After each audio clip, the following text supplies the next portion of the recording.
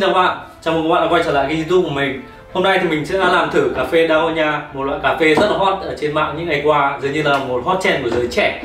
Thì mình cũng là một fan của cà phê nhưng mà thường mình chỉ uống cà phê pha phin thôi. Thì hôm nay mình sẽ làm thử theo 3 cách khác nhau.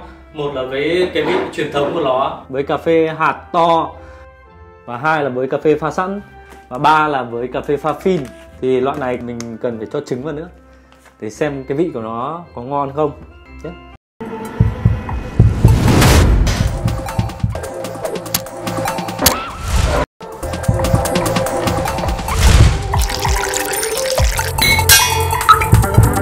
Đầu tiên là mình sẽ làm cà phê hạt to trước.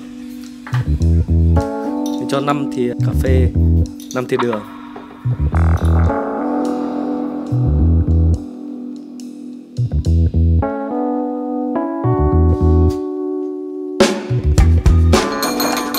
Khoảng 3 thìa nước sôi.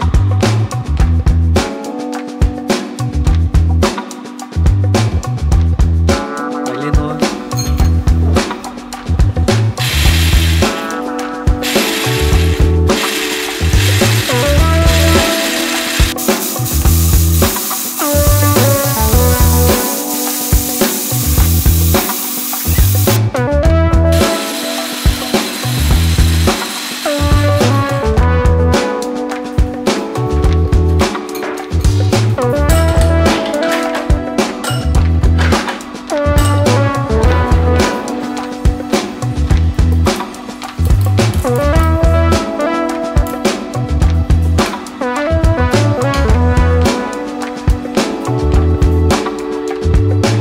Form của nó rất là vừa, rất là mịn.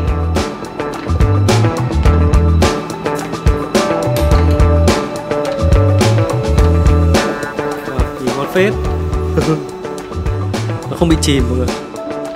Thế là đã xong rồi, cấp đầu tiên. Bây giờ mình sẽ làm sang cà phê hòa tan nhé.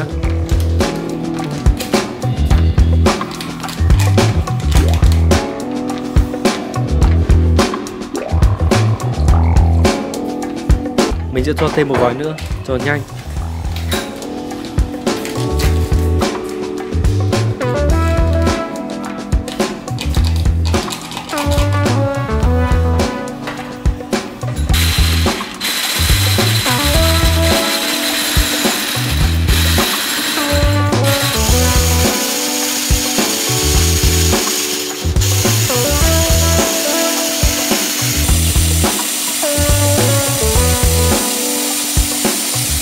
Không biết cà phê này nó có cái gì mà nó nhanh bông lắm mọi người ạ. Nhanh bông hơn cả cà phê hạt to.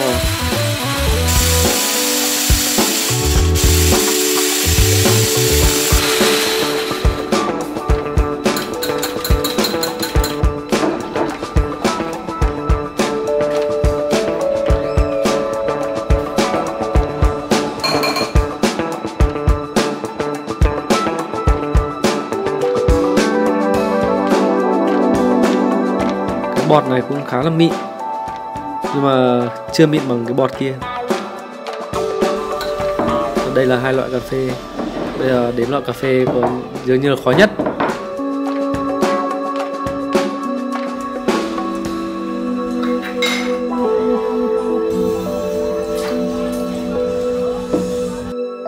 Mình cho khoảng 5 thìa đường đi, vì nhiều đường nó sẽ dễ lên hơn.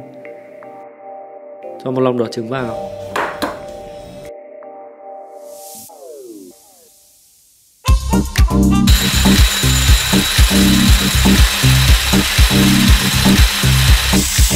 Ôi, nó không lên mấy mọi người ạ.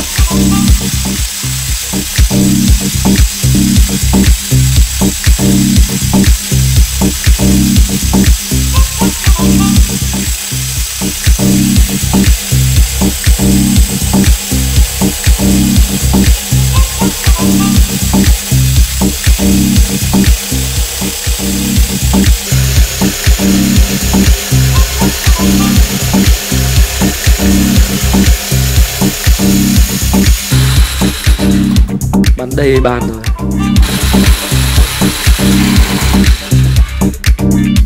Vẫn loãng lắm.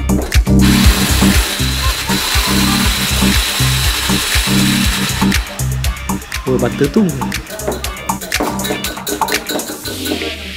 Thôi, chắc chỉ được thế này thôi. Ra thôi. Loãng, hơi loãng. Nhưng mà nhìn nó mịn lắm, mịn nhất. Thì nó loãng nên nó mịn.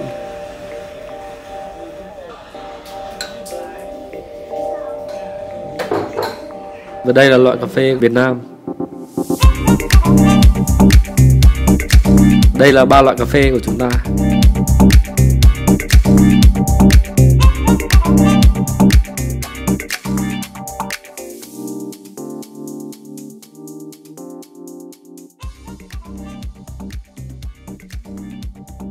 Bây giờ mình sẽ uống thử 3 loại cà phê này xem là như thế nào nhá. Mình sẽ uống loại vị truyền thống, vị original trước.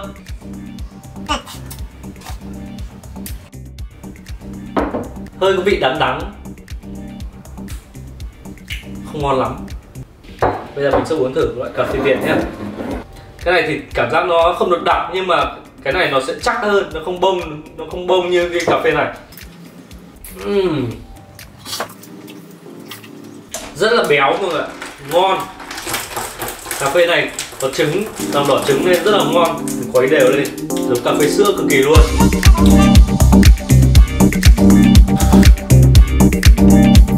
Wow, cà phê này ngon cực, mọi người nên thử. Bây giờ mình sẽ đánh hết lên nhé, đều lên.